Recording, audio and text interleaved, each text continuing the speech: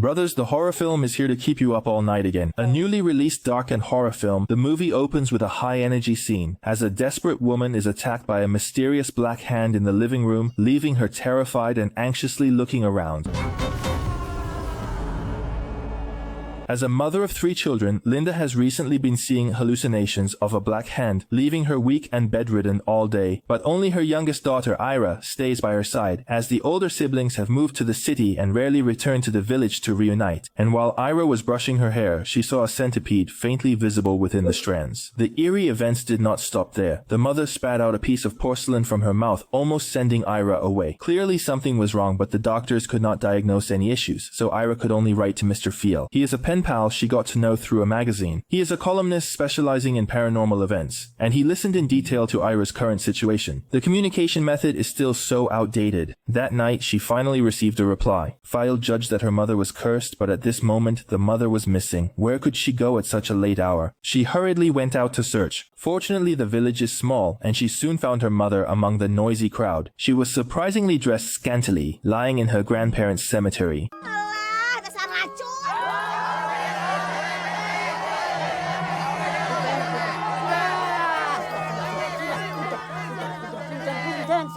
Nanti akan diselesaikan secara baik-baik. Dasar Pak Ustaz.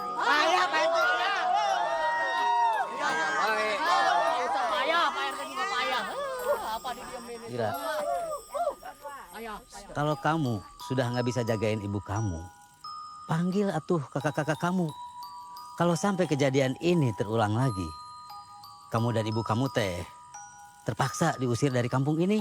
It turns out Linda is a prostitute, supporting her 3 children by selling her body. The children grew up without a father, and seeing different men coming and going every day, each of them developed a deep resentment toward their mother and the family, especially the older brother Ali and sister Alla, who left home completely after graduating from middle school, leaving only the kind-hearted Ira to depend on her mother. But this time the situation is special, and she had to call her siblings back. Ali also brought his daughter Leah. Ira said their mother might be cursed, but Allah, who always disliked their mother, didn't believe it at all, commenting that she was just facing retribution. Ali was caught in a dilemma and could only try to mediate calmly, but the sisters still argued. At this moment, a painful cry came from upstairs.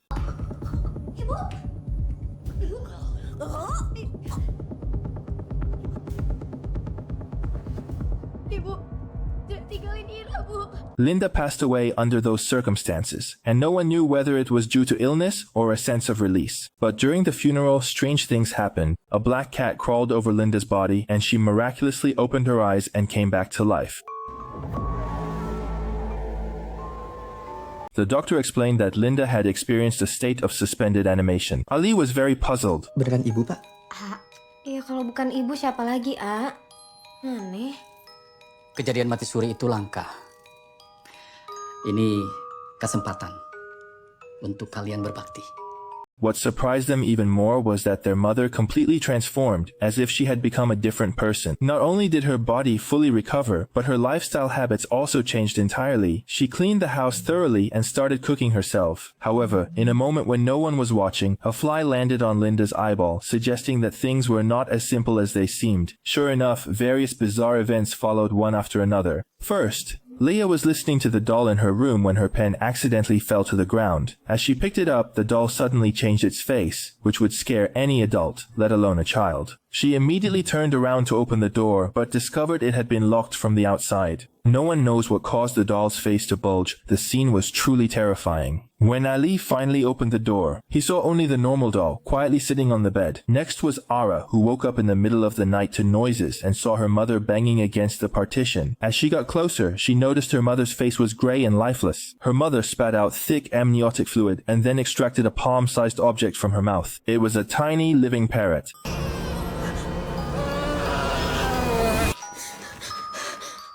It was actually Ara's nightmare. During the day, Ali accompanied his mother to the market to shop. Feeling uneasy, he almost lost his mother just while buying a cigarette. He arrived at the corner, only to witness yet another horrifying scene.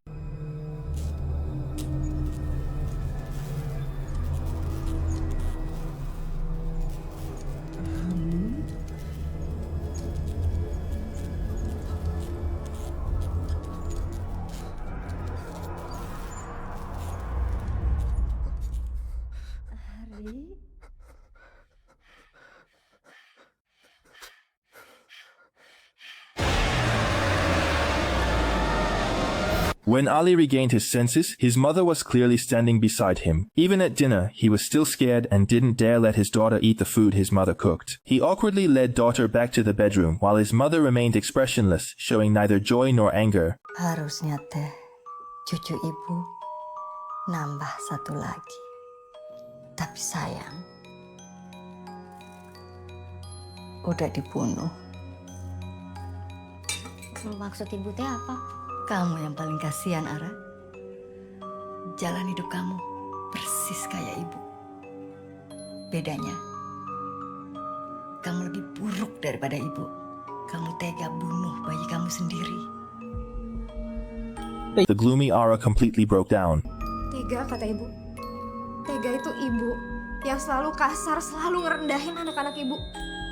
Ibu tega mukulin kita dari kecil, Bu. Sekarang ibu bilang Ara yang tega. Teh, cukup. Kamu juga. Emang kamu tahu siapa bapak kamu? Ara juga nggak tahu siapa bapak Ara, Bu. Dari kecil, tiap hari kita ngelihat laki-laki keluar masuk rumah. Ibu pernah nggak mikir gimana sakitnya jadi anak ibu yang harus terbiasa ngelihat itu? Ibu tahu nggak apa alasan Ara balik ke sini sekarang? Ara mau kasih tahu langsung ke muka ibu. Kalau Ara tuh nggak sama kayak ibu. Kalau Ara punya anak yang Ara nggak mau, Ara nggak akan biarin anak itu hidup, Bu. Itu bedanya Ara sama ibu. Ara. Ira tried to speak up in defense of her mother, but how could emotional rifts be healed with just a few words? Mother smiled and said, Ira returned to the bedroom to comfort her sister. Kamu belum tahu dosa-dosa besar kakak kamu yang masih ditutupin. But she just wanted to be alone at the moment. Helplessly, she went to tidy up the living room, but heard noises behind her. The TV suddenly flickered with static, and she leaned in for a closer look. An animated image resembling her mother unexpectedly appeared on the screen, followed immediately by something else.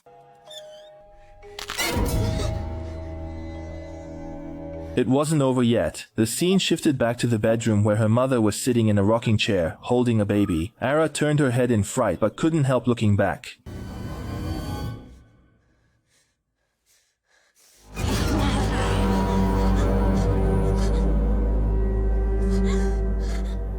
The still frightened Ara found her chest aching and stained with blood. She found Ira and shared the recent strange events. She finally believed Ira's earlier claims, and Ira took out Fial's reply. Could her mother's resurrection also be part of a curse? The letter also mentioned a method to test the curse. It involves preparing a cup of water and an egg, reciting some incantations over them, and then placing them under the bed of the cursed person.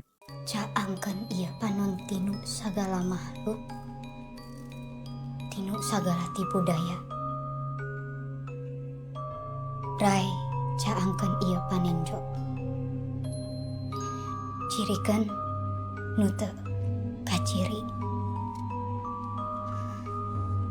Ira had just finished reciting the incantation. The egg stood upright. The next morning, Ira cracked the egg open, revealing a centipede inside, indicating that their mother had indeed offended someone. She quickly wrote to Phil, who gladly offered his help and departed the same day after receiving the letter. For safety reasons, the four of them slept on the same bed at night. However, Ara wet the bed at midnight and went to the bathroom, accidentally knocking over a rinsing cup. Then she heard a baby's cry coming from the sink and leaned her head over.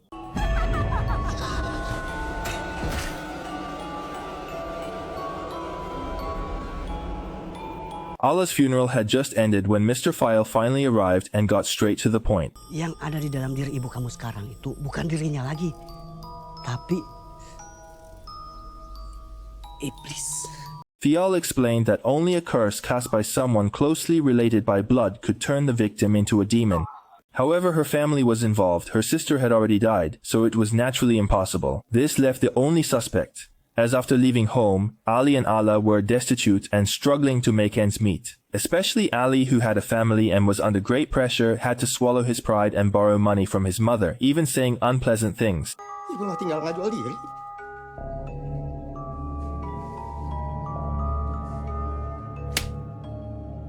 Kalau kamu pikir jual diri itu gampang, sok suruh istri kamu jual diri.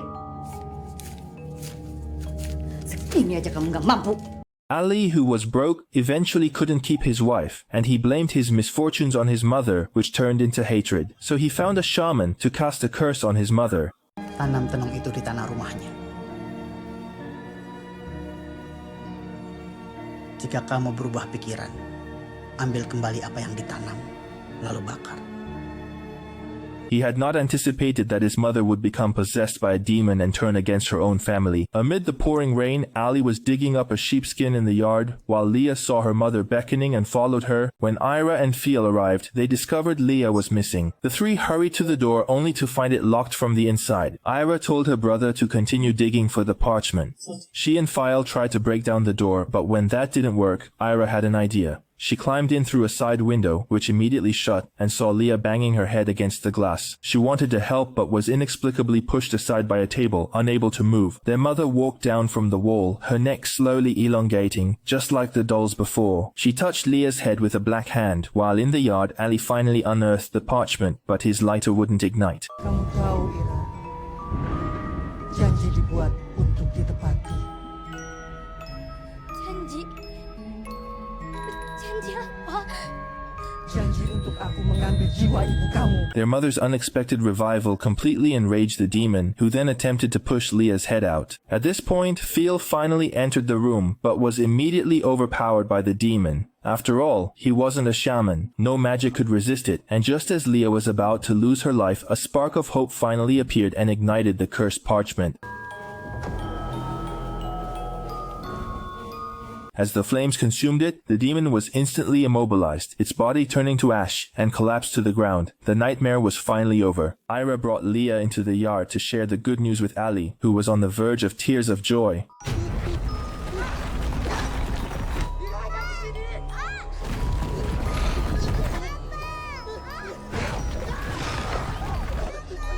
However, retribution came unexpectedly, thwarting the demon's plans, as the curse caster would ultimately face backlash. At the story's conclusion, Fial took out a photograph. It was a picture of him with Linda. Satu yang harus kamu tahu, kamu adalah satu-satunya laki-laki yang pernah aku cintai. Tak pernah aku berpikir bahwa perempuan sepertiku layak untuk menerima cinta dari orang sepertimu. Tapi Kang Fial, kamu berhak bersama perempuan yang lebih baik daripada aku. Maka izinkan aku pamit dan membawa sebagian dari dirimu dalam kandunganku. Nantinya akan kuberi nama dia Andira Kusuma Dewi.